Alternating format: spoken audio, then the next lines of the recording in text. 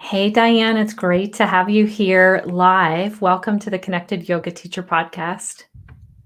Thanks, Shannon, for having me. I've never been live on anything before, so this is pretty interesting. Well, thanks for saying yes, because I was like, I think our people could use this right now. So I'm super excited that we can dig into. So I should also say welcome back because you've already been on the podcast talking to us about compassion fatigue. Tell our listeners who maybe don't know you, what is the work that you do and who do you do it for? Sure. So I'm a registered psychotherapist and I'm also a yoga teacher. And long story short, I've ended up at this place where I'm integrating those two paths, and I offer yoga-informed psychotherapy, also a mixture of somatics or just other types of body or bottom-up processing. And my area of expertise is healing from complex trauma or relational trauma.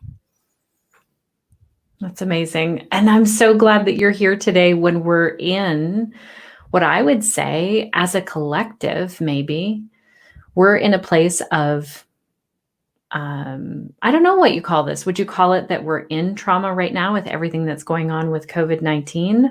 Or is it called something different when is it like a crisis or something? What would you label it as?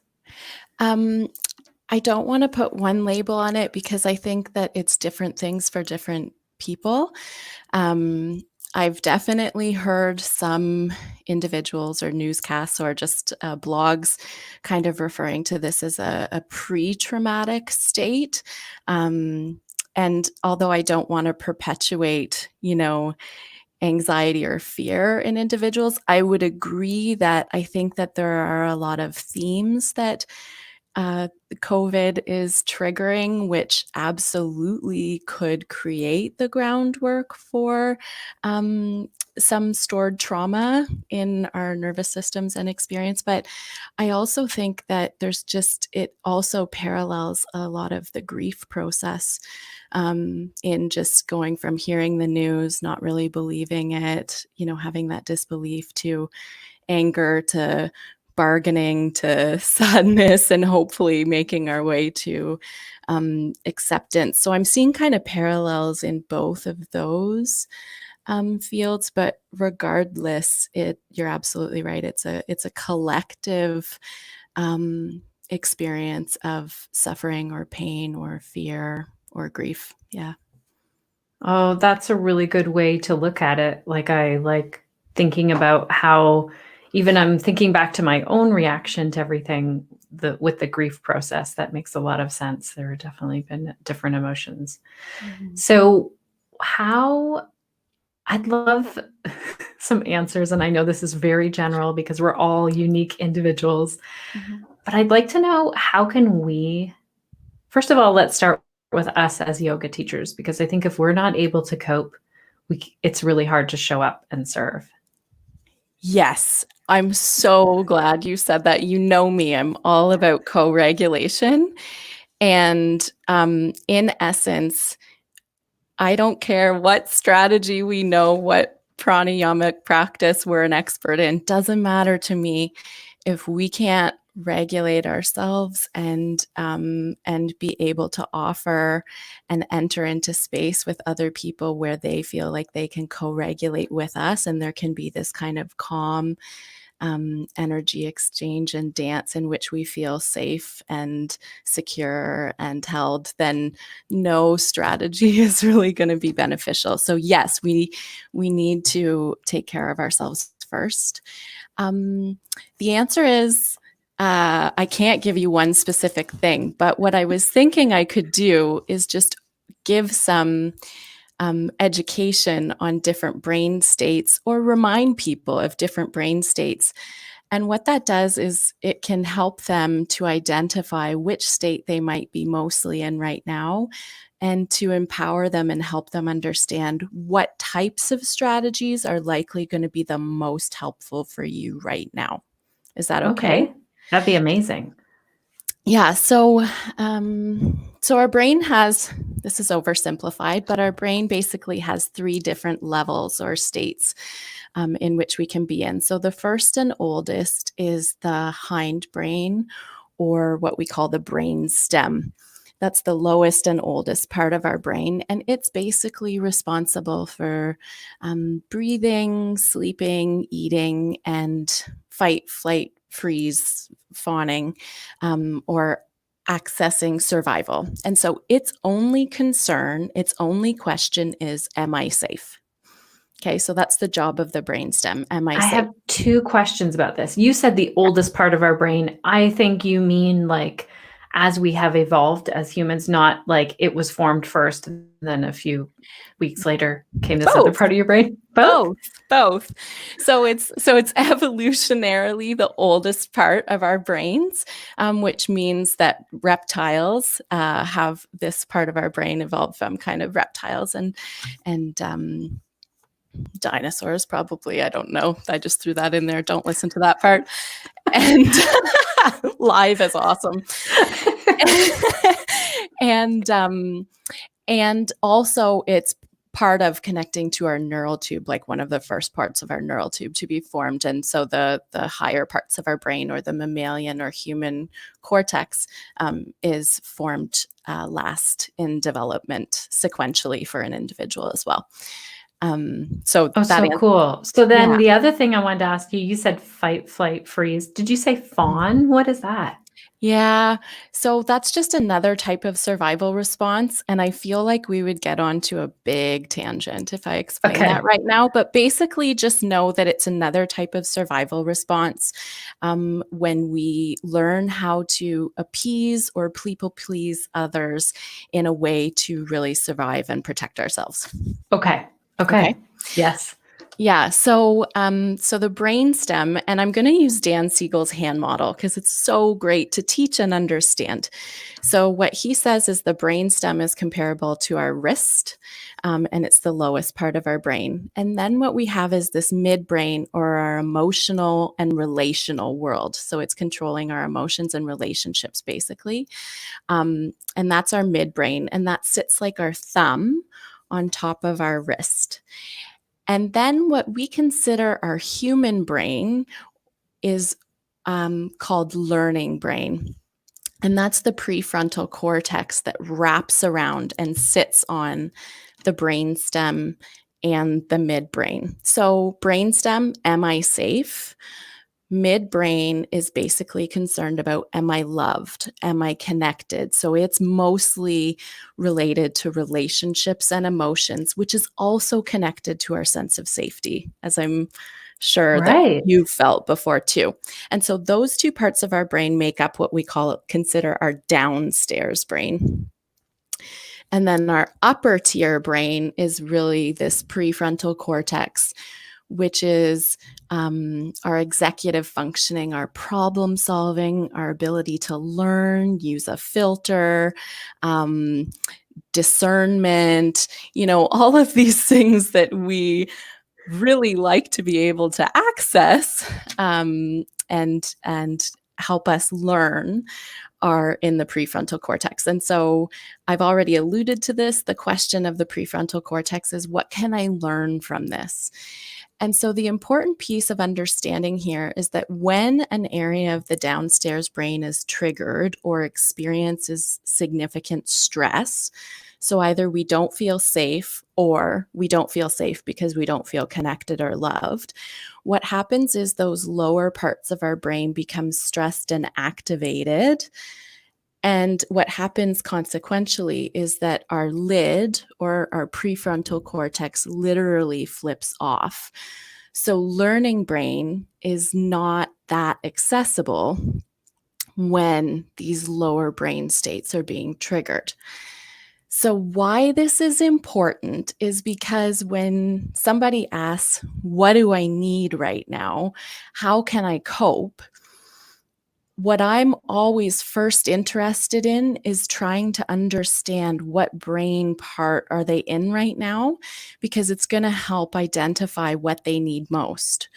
So if they're mostly focused on I don't feel safe. So it feels like the world's closing in on me, feels like I don't have financial stability right now. I don't know how to feed my family. Um, like true, real threats. Then we want to focus on bringing in resourcing to help them create a felt sense of safety. The felt sense of safety is the only way that the brainstem starts to calm down. And so it's important to be able to try and identify what is it that's making me feel or causing me to feel unsafe right now. So when you said bring in resources, I was thinking, I mean, does this mean that we find them, like, let's say it really is a thing where they're having trouble feeding their family? Like, is that what you mean by resources? Not like, here, do this breathing technique. Yeah, so it can be both. Absolutely. Sometimes the reality is that they absolutely just need food on the table. And me telling them to go meditate in that moment to feel calm is probably intentionally trying to come from a good place, but probably inadvertently shaming or perpetuating some judgment to systematic inequalities that exist. That being said, what can also happen is sometimes our brain gets stuck in the future, like these what if questions. Well, what if I can't put food on the table? What if my loved one is going to get sick with COVID? What if? And so if that's the case that's making them feel unsafe in that moment, then what I recommend is grounding and orienting, which means checking in with the present moment. What can I see, hear, taste, smell, touch around me right now? Can I see that my family is safe right now? Can I notice that there is food here right now? To try and help to soothe some of these scarcity messages that might be triggered with, COVID and our current state. But I would say that, there's a difference between anxiety and true just fear or stress, in that anxiety is usually a term we use when our mind is blowing things out of proportion. But I really want to acknowledge that there's a whole lot of very real stress going on right now, given Right. current circumstances. Yeah.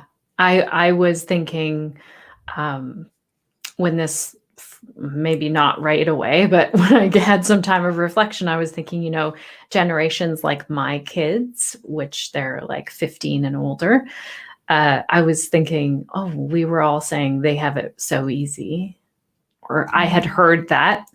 And now look at, that's not what's really going on right now for everyone, all ages, all generations. Absolutely. And I think the thing is that each of our scenarios is unique. It's unique in that the specifics that we're experiencing are unique to us and unique to our stories and unique to our life experiences and narratives.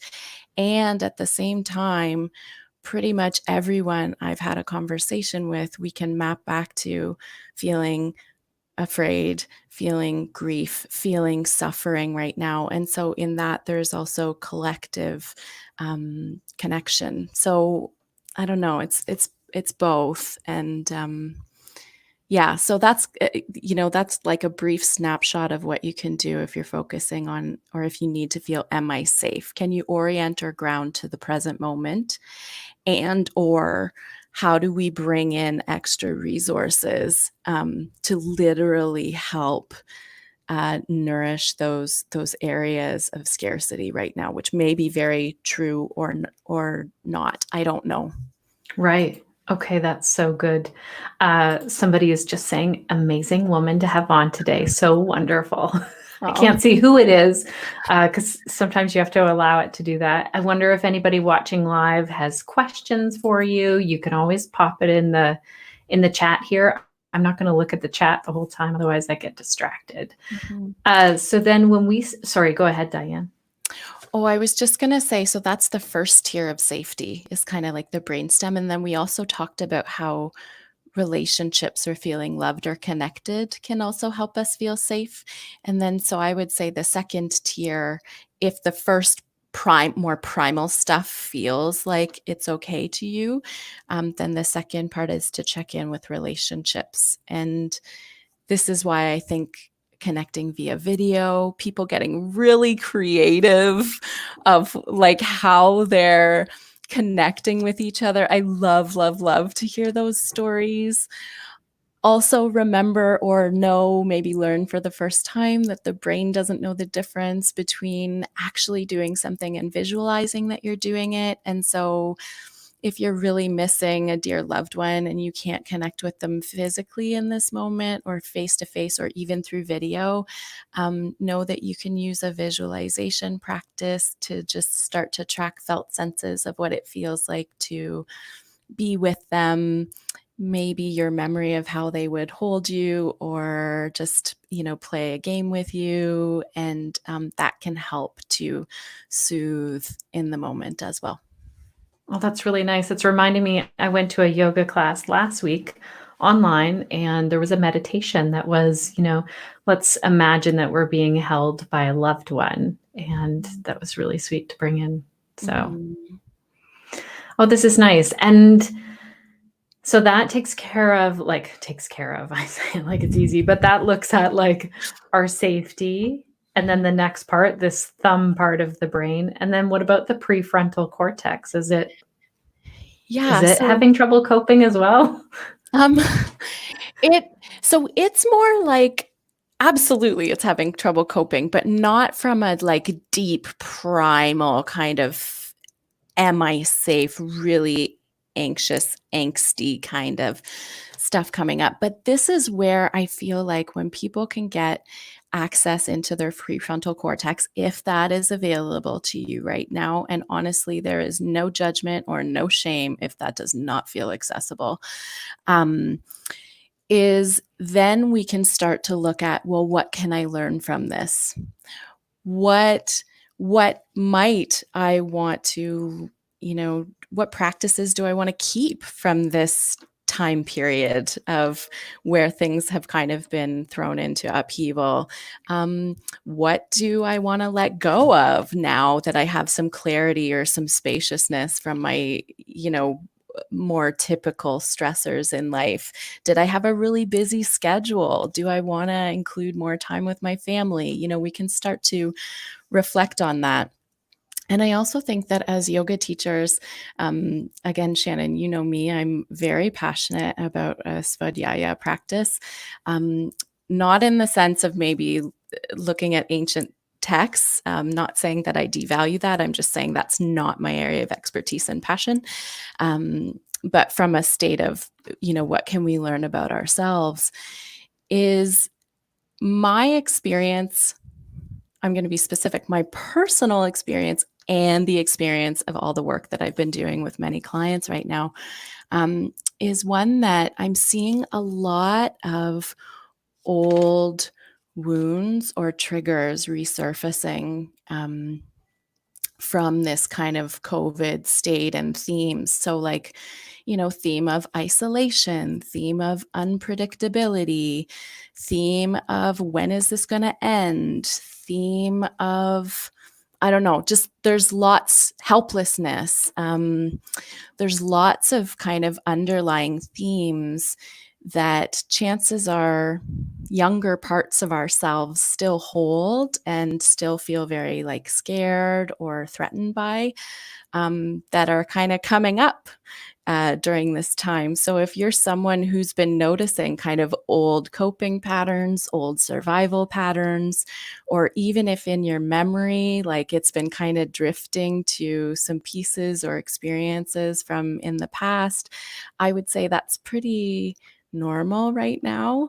And to also just be able to identify that younger part of us that might be really struggling right now. And, we can over time learn how to go back to that younger part of ourselves and offer it what it needed in the first place. So maybe it just needed a safe adult to offer it a hug, or tell them it's going to be okay, or whatever it was. We can learn how to do that for ourselves when we look towards and realize that there are these younger parts of ourselves that might be struggling right now. That's really good. And this is where this Vadayaya comes in, this self-study. I'm guessing that the first part is just to be aware of it. Like, oh, look at me freaking out here. Yeah, and just here I am. Oh, having a witness online, and it takes practice and time to develop this. You know, and also just recognizing our own humanness. Oh, I'm a whole human being with really great stuff and strengths, and there's stuff that's happened to me that also impacts my story and my narrative and who I am, that is sometimes hard and difficult and painful. And yeah, I'm just a whole human being. Yeah. Right. Mhm. Is there anything that you see, like, do you have any examples of people who are trying different things and that is really working for them right now? Mm-hmm. You mean in the context of kind of recognizing these younger wounds or parts? Is that what you mean? Yeah. Yeah. Yeah. So, one practice that it tends to be really helpful to a lot of people is what's called a reparenting practice. And that is when we, from adult self, go back to our younger self and offer them the resource that they needed at that time. And so maybe it was they needed a safe adult to give them a hug. And so, what we do is we use visualization to see our adult self go back to our younger self and offer them that healing and nourishment. And the reason that we use ourself in the visualization, if possible, sometimes that doesn't feel so accessible right away for many different reasons, is because we're the person who knows exactly what it's like to feel that pain. And when we connect with that, we're not going to let ourselves down. Right. Oh, that's so good. Thanks for clarifying that's who we would choose Yeah. is someone who knows us that well and really we're that person. Yeah. Yeah. Or if there's a really, really, really safe adult or friend or person that you're connected with, then absolutely you can use them, but they have to feel like really safe in order to do that. Yeah. Right. And so I don't know if it's just my circle of my life, my friends, acquaintances that I have, but I see what it feels like to me, and even our team has noticed it maybe a little bit more in our connected yoga teacher group or different places online, is that people seem like they're right on their edge of kind of losing it. Like something, if you know someone really well, it almost, and I feel it in myself as well at different times, is like something that wouldn't bother me as much will bother me a lot more. So can you talk to maybe why that is and what we might try and do in that instance? Sure. So first of all, I would just say that it sounds like somebody is moving really close outside of their window of tolerance. So we all have a window of tolerance or amount of space where we feel like we can navigate stress well. And then outside of our window of tolerance is usually when we're kind of reaching and grabbing for survival mechanisms. And so I would say people who look like they're kind of or feeling like just on that edge or threshold, that's the language that we would use to kind of just notice. And so I don't know the reason why, because again, it's personal, but I'm going to just put some questions out there. Okay. Number one, can you identify what specific themes about right now feel the most stressful or overwhelming to you? So that would be something to reflect on. And the other question I'm going to ask is, and this may or may not be true for people, were you really doing that well before? Or is it possible that these themes were present before, but we were so busy and, jumping from thing to thing to thing that our awareness was not such that we could just take time to just notice and reflect in? And I don't know the answer to that, but I would just put that out there too. Right. Oh, those are such good questions. I love that it's like, what is the theme? That's really good wording. Mm-hmm. I'm going to try and remember these two things. What's the theme that's going on here right now? And the second part summarized is, it's already gone from my mind. Is it Help me out. possible that some of these themes were already there, Oh, right. but And it was just the space. that our busy lives or whatever were kind of just putting a veil between us and these themes, let's say. And now that we're kind of being forced to hang out at home, not really go from thing to thing and activity to activity, that it's just that they're just more in our face. I don't know. Right. We're sitting with ourself a little bit more. Some of Mhm. us are. I mean, there are Yeah. some people who are still very busy out on the front lines as our essential workers as well. Mhm. And I've been thinking about that in terms of the episode that you and I did together with compassion fatigue. I know that I hit a time where I was like, I just need to help all of the yoga teachers out in the world. And I thought at the end of that week, I was like, okay, I can't run like that. I can't keep going like that. I recognized it and did a lot of self-care until I felt like, okay, now I'll come back to answering questions and finding solutions. What's really interesting about that time is I couldn't actually find solutions. Like I was, how do I put this? It was like a light bulb moment once I took a break from it and came back. I was like, I don't need to have all of the answers. Like I can call on this collective group of people, but I couldn't see that in that space of Because burnout. you weren't in prefrontal cortex. Right. You weren't in your learning brain state. So something triggered you. I hope you don't mind me saying this, Not at all.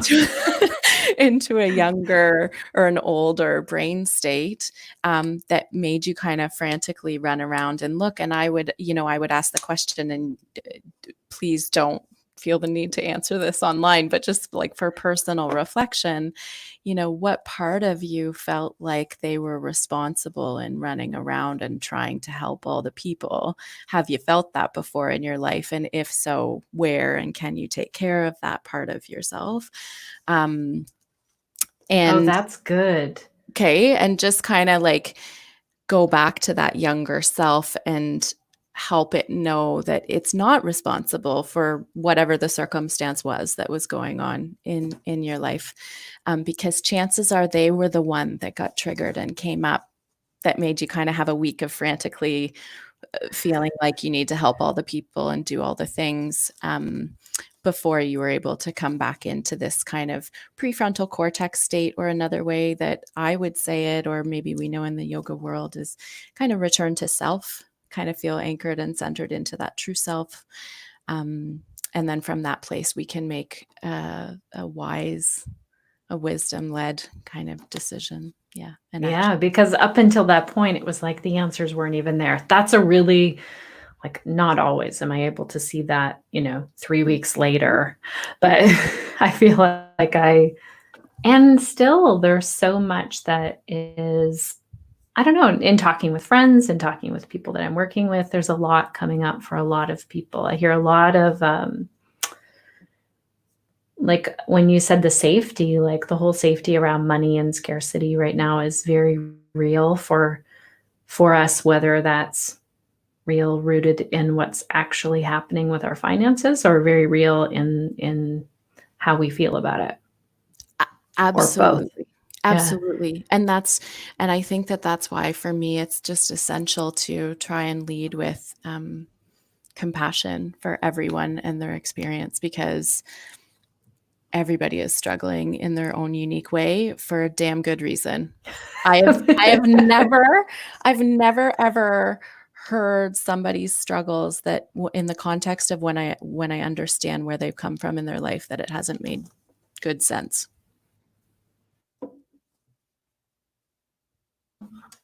Sorry, it just dropped out there for a second, Diane. What Okay. did you say you've never ever heard of? Oh, I've never met someone that when I hear their personal story, that their triggers and how they respond and how they cope and how they survive, it always makes sense once Right. I hear somebody's, history, or they share their narrative. Mm-hmm.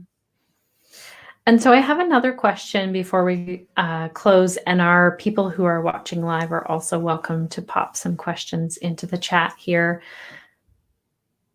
I know when our yoga students we were just before closing, there was a lot of fear from our yoga teachers about like, how do I make this a safe space emotionally and physically? And I think for those of us who are either reopening, we have some teachers in the US who are reopening. We have some teachers around the world that never did have a shutdown, like we've had here in Canada or in different places in the US or around the world.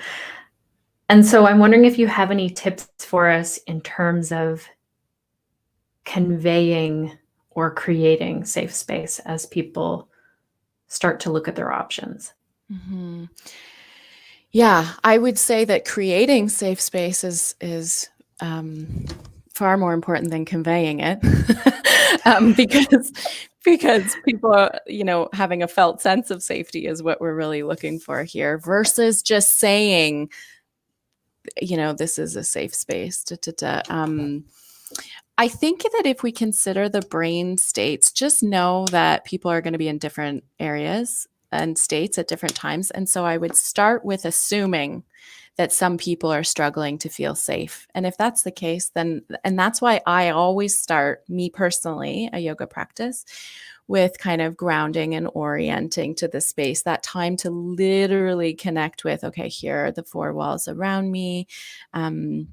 This is a place in the room that I would feel good. This is something that I can touch or see or smell that feels safe and good to me in this present moment. And then starting to bring our practice inwards a little bit.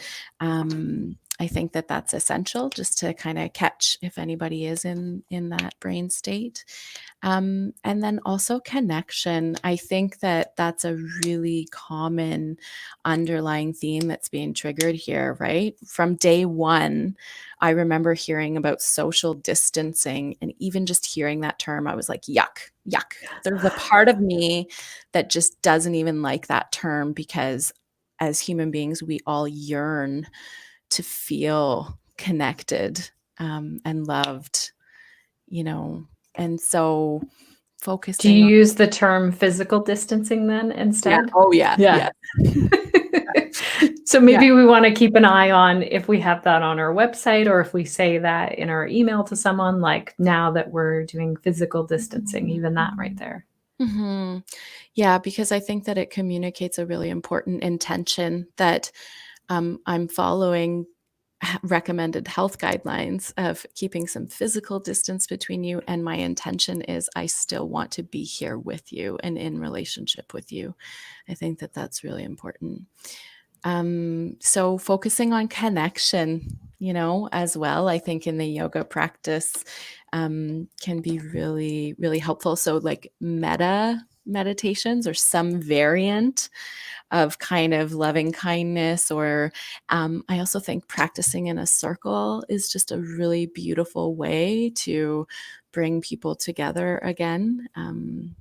Again, that's I always prefer to practice in a circle. Those would be some things. And then just creating space, like safe space for people to just say if they're not doing well, or letting you know ahead of time before class, maybe genuinely reaching out to people before class and just saying, how you doing? And not from a place where you're going to try and fix it or solve it for them, because you probably can't, but just genuinely connecting with them. Because that in and of itself can help people to feel safe again.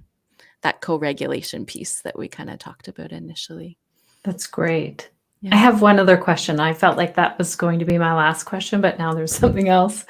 What about, and we are hearing this, we're here, well, here in North America, we're hearing that people are starting to want to get out more. They don't want to stay at home. And so we even know from cell phone data that just people are wandering out more. And I know that there are different people in my life, and I can look at them and think, why are they going there? Why are they visiting with this person?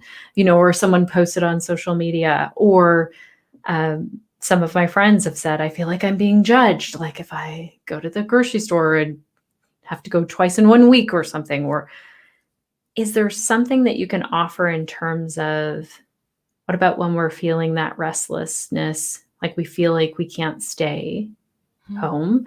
Mm-hmm. And what if we see it in someone else? Because I'm sure it's not helpful for us to say, you should do this. Yeah. So, so if we come to it just from the context of restlessness, I love interoception. So that awareness of the inner landscape of your body. And so I would say, can you look in and reflect what areas of your body are literally feeling restless? Is it your legs? Is it your arms? Is it your jaw? Like what part, is it your whole self? I don't know, but what parts of you are feeling restless? And then move those parts. And I mean in intense energy, okay?